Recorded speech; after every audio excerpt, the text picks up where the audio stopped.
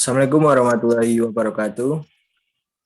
Kami dari kelompok 8 akan mempresentasikan tugas dari Bapak Agus Miswanto, yaitu dalam mata pelajaran AIK. Sebelum mempresentasikan hasil kelompok 8, saya akan memperkenalkan nama anggota dari kelompok 8. Yang pertama, Aditya Nuriski dengan NPM 16 0201 0104. Nurul Ihsan dengan NPM 20 0201 0050. Dava Adi Praditama dengan NPM 20 0201 0051.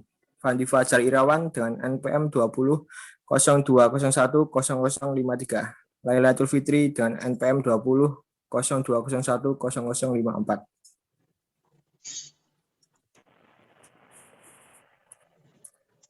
Judul kita adalah ketentuan fikih dan etika dalam kehidupan rumah tangga.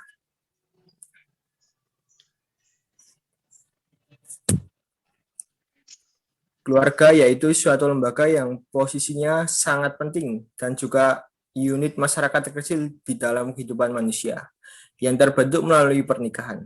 Proses inilah biasa disebut sebagai rumah tangga. Dalam pandangan Islam, pernikahan merupakan konsep ilahi yang di dalamnya terkandung unsur religi sekaligus sosial. Pernikahan akan melahirkan hak dan kewajiban suami istri, baik dalam kehidupan rumah tangga maupun dalam kehidupan bermasyarakat.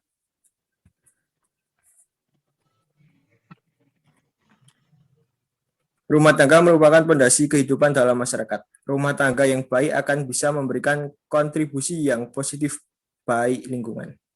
Ayah atau suami dan ibu atau istri serta anak harus menjalankan fungsi masing-masing sesuai yang disyariatkan Allah dalam rumah tangga yang Islami. Seorang suami atau istri harus saling menghormati, memahami kekurangan dan kelebihan. Selain itu, harus tahu pula hak dan kewajiban serta memahami tugas dan fungsinya masing-masing. Kemudian akan dilanjutkan oleh teman saya, Dava Adi Pratama.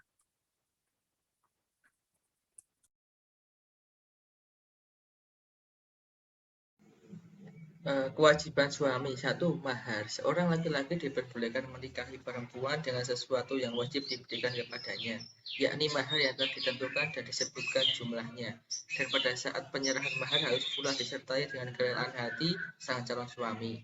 Yang kedua, nafkah, pakaian dan tempat tinggal.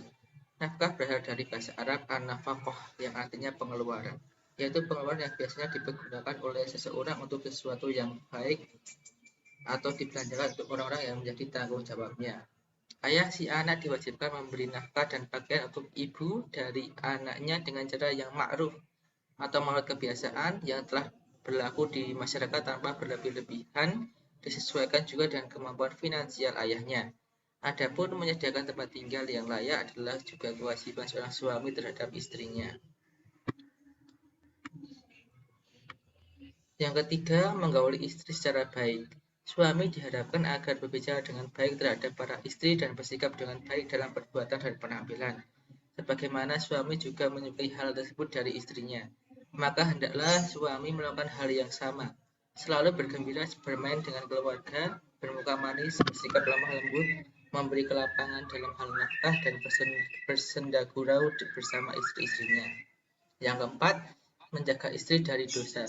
Sudah menjadi kewajiban seorang kepala rumah tangga untuk memberikan pendidikan agama kepada istrinya dan anak-anaknya agar taat kepada Allah dan Rasul-Nya. Dengan ilmu agama, seorang mampu membedakan baik dan buruknya perilaku dan dapat menjaga diri dari berbuat dosa. Selain ilmu agama, seorang suami juga wajib memberikan nasihat atau teguran ketika istrinya khilaf atau lupa atau meninggalkan kewajibannya dengan kata-kata bijaksana yang tidak melukai hati sang istri. Selanjutnya akan dituliskan oleh Mas Nuril.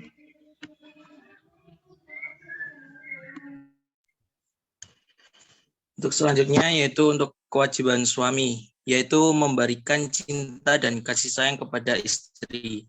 Seorang suami wajib memberikan cinta dan kasih sayang kepada istrinya, yang terwujud dalam perlakuan dan perkataan yang mampu membuat rasa tenang dan nyaman bagi istri dan menjalankan fungsinya sebagai sekaligus ibu rumah tangga. Bentuk perlakuan tersebut bisa berupa perhatian, ketulusan, keromantisan, kemesraan, rayuan, senda gurau, dan seterusnya. Jika memberikan cinta dan kasih sayang antara suami istri sudah disadarkan pada perintah Allah, maka as-sakinah atau ketentraman dalam rumah tangga akan mudah diraih.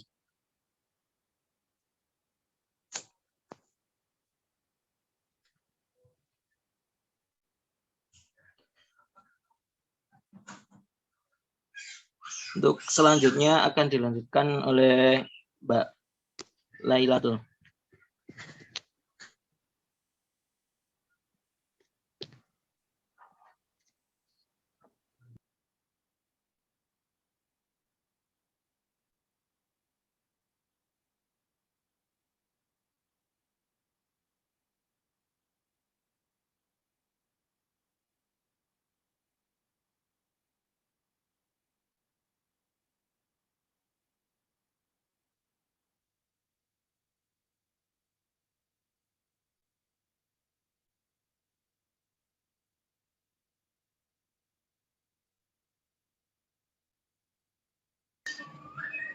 Maaf kalau suaranya hilang, saya teruskan saja. Kewajiban istri 1, taat kepada suami.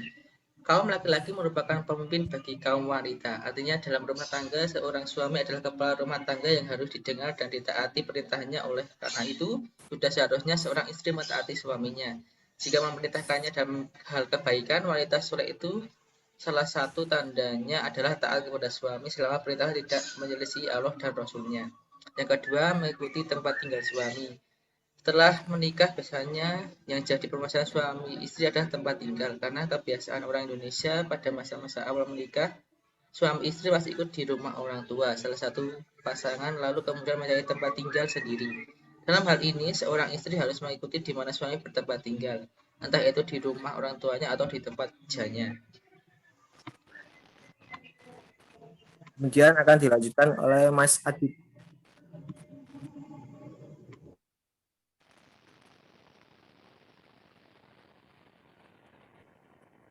Baik, untuk selanjutnya adalah peran atau upaya Islam dalam menyelesaikan perselisihan dalam kehidupan rumah tangga.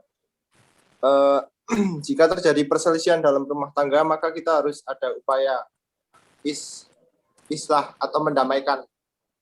Hal pertama yang dilakukan oleh suami dan istri adalah saling introspeksi terlebih dahulu, menyadari kesalahan masing-masing dan saling memaafkan.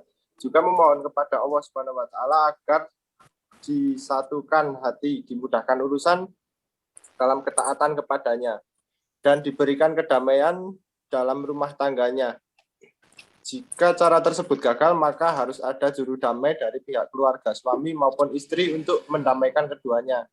Apabila sudah diupayakan untuk damai, sebagaimana yang disebutkan dalam Al-Quran, surat An-Nisa ayat 34-35, tetapi masih juga gagal, maka Islam memberikan jalan terakhir, yaitu perceraian.